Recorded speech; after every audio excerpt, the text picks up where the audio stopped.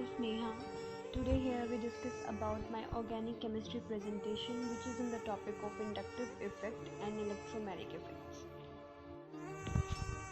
So here we start from the topics that we have to study in this presentation. We will study inductive effect, its applications and its types. Then we study about electromagnetic effect. What is it and what is its applications, what its types and what is the significance of electromagnetic effect. At last, our topic is what is the difference between inductive effect and electromagnetic effect.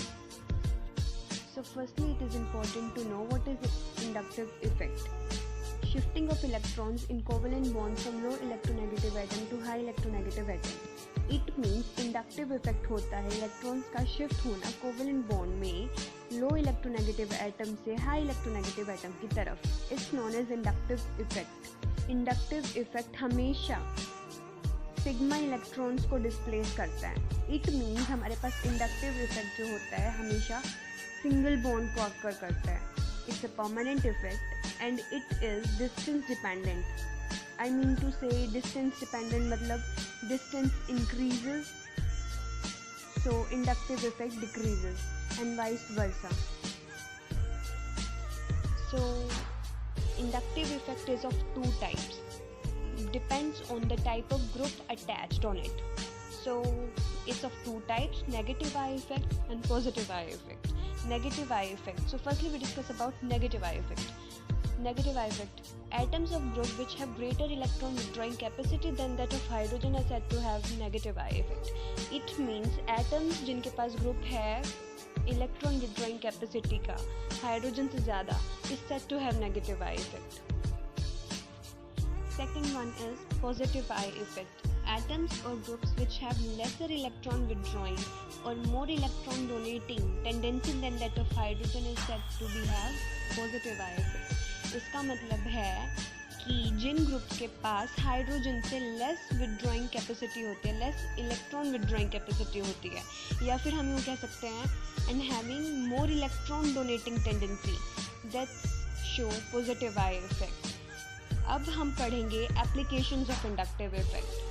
So first, the stability of carbocation increases in number of alkyl groups due to their positive eye effect.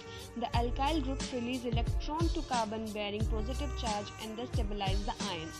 It means carbocations की stability increase होती है alkyl groups के साथ and show positive eye effect. अब ऐसा क्यों होता है कि alkyl groups मतलब stabilize करते हैं किसी carbocation को positive eye effect के दौरान? क्योंकि जो alkyl groups होते हैं वो इलेक्ट्रॉन्स रिलीज करते हैं that makes the carbon bearing positive charge and thus stabilize the ion.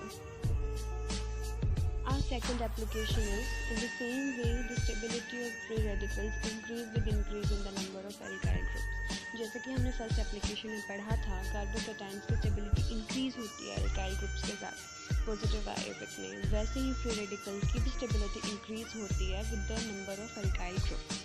Our third application is the stability of carbocations decreases with increase in the number of alkyl groups since the electron donating alkyl groups destabilize the carbon ions by increasing the electron density.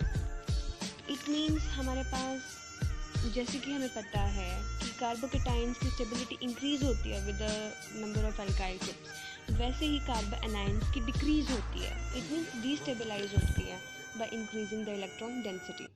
A fourth application is acidic strength of carboxylic acids and phenols. The electron withdrawing group, it means negative I group, decrease the negative charge on the carboxylate ion and thus stabilize it. Hence the acidic strength increase when negative I groups are present. इसका मतलब है तब हमारे पास electron withdrawing group होते हैं तो वो negative charge को डिक्रीज करते हैं. इट मीन्स वो कार्बोक्सिलेट आयन को स्टेबलाइज करते हैं और जिसकी वजह से हमारे पास एसिडिक स्ट्रेंथ इंक्रीज होती है. इसका मतलब नेगेटिव आई ग्रुप जो होते हैं it means electron withdrawing groups जो होते हैं वो एसिडिक स्ट्रेंथ को इंक्रीज करते हैं. However the positive I group decrease the acidic strength.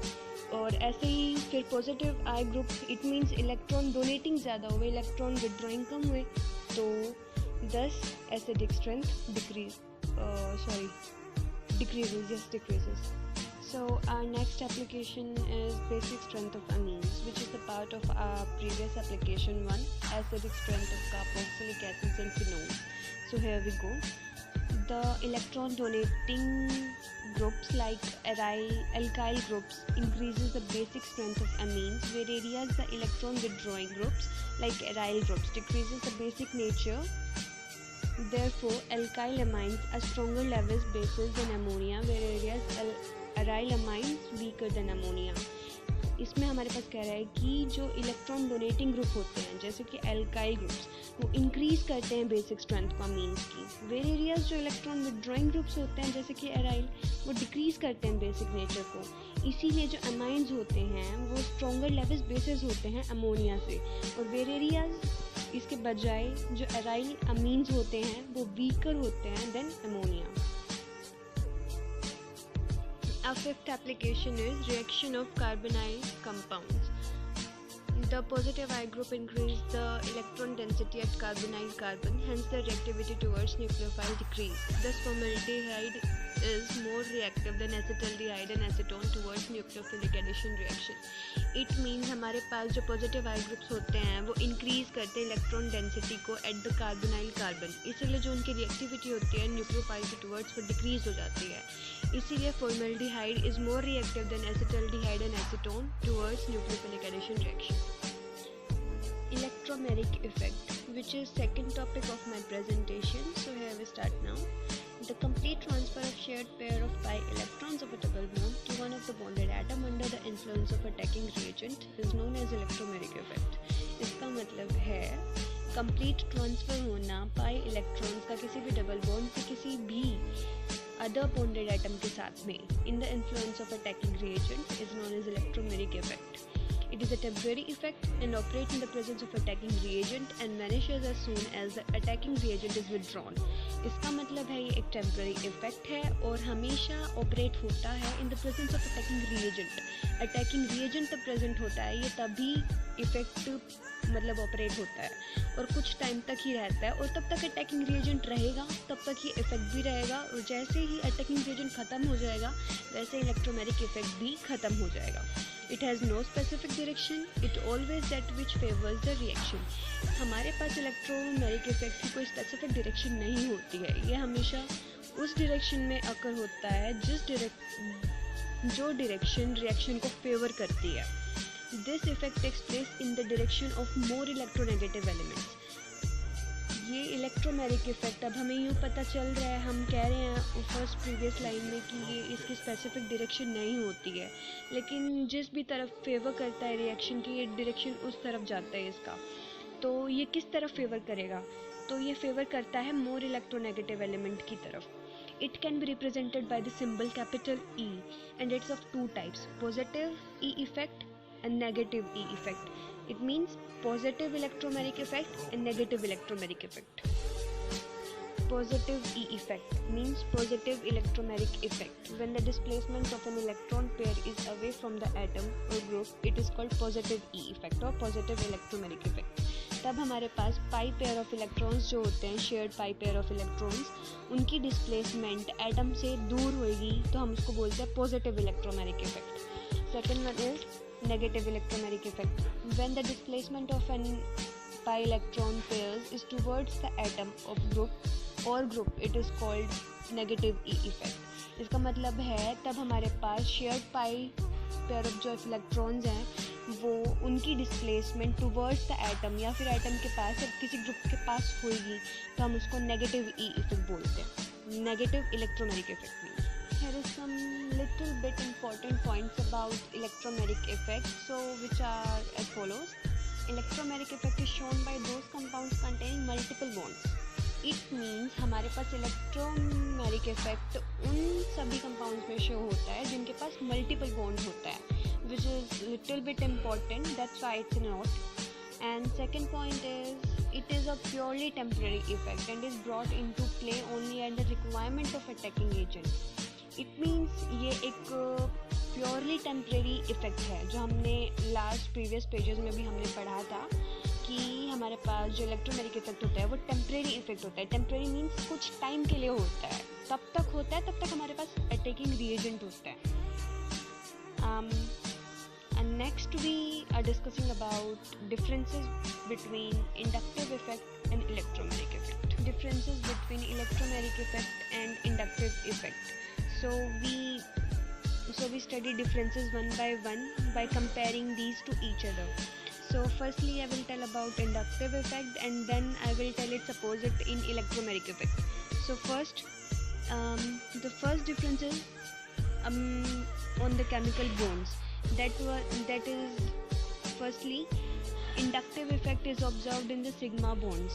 हमारे पास इंडक्टिव इफेक्ट जो होता है वो सिग्मा बॉन्ड के अंदर हम ऑब्जर्व करते हैं, इट मीन सिंगल बॉन्ड के अंदर ही ऑब्जर्व करते हैं. लेकिन इलेक्ट्रोमैग्नेटिक इफेक्ट जो होता है वो is observed in pi bonds. It means हमारे पास मल्टीपल बॉन्ड्स में हमें इलेक्ट्रोमैग्नेटिक इफेक्ट शो होता है. Second difference is inductive effect जो होता है हमारे पास ये परमानेंट इफेक्ट होता है, वाइल जो इलेक्ट्रोमैग्नेटिक इफेक्ट होता है वो हमारे पास टेम्परेरी इफेक्ट होता है, कुछ टाइम के लिए होता है. Inductive effect can be found as positive I effect and negative I effect, while electromagnetic effect was also found in two types, but in positive E effect and negative E effect. And next difference is the main difference I thought कि inductive effect जो होता है हमारे पास वो attacking reagent के presence के बिना भी हो सकता है, मतलब एब्सेंस में भी हो सकता है. लेकिन इलेक्ट्रोमैग्नेटिक इफेक्ट जो होता है ये हमेशा तभी होता है तब हमारे पास अटैकिंग रिएजेंट प्रेजेंट होता है. So it's a main difference कि हमारे पास electromagnetic effect occurs only when we have attacking reagent. So here is the last topic of my presentation, which is significance of electromagnetic effect. So first point is electromagnetic effect is very helpful in explaining the mechanism of addition reaction of organic compounds containing the multiple bonds. It means to say हमारे पास electromagnetic effect एक बहुत ही helpful मतलब बहुत ही important role play करता है organic compounds के अंदर उनके मैकेनिज्म एडिशन रिएक्शंस में मैकेनिज्म को शो करने के लिए. और ऑर्गेनिक कंपाउंड्स में इसलिए क्योंकि वो मल्टीपल बॉन्ड्स में मतलब अपने अंदर जिनके पास मल्टीपल बॉन्ड्स होते हैं उनके लिए. सो ऑर्गेनिक कंपाउंड्स के अंदर mostly multiple compounds, that's why we are saying कि ऑर्गेनिक कंपाउंड्स के अंदर. Second point is if both inductive and electromagnetic effects operate together, these may assist or oppose each other. In case they are opposed to each other, the electromagnetic effect generally overcomes the inductive effect. ये कह रहा है कि हमारे पास inductive effect और electromagnetic effect अगर किसी reaction में दोनों एक साथ ऑपरेट कर रहे हैं तो उसमें ये दोनों एक साथ काम करेंगे या फिर एक दूसरे को अपोज करेंगे. जनरली हमारे पास ऐसा होता है कि इलेक्ट्रोमैग्नेटिक इफेक्ट ओवरकम करता है इंडक्टिव इफेक्ट को. This is all about the electromagnetic effect and inductive effect. I hope you will like my presentation, ma'am. This is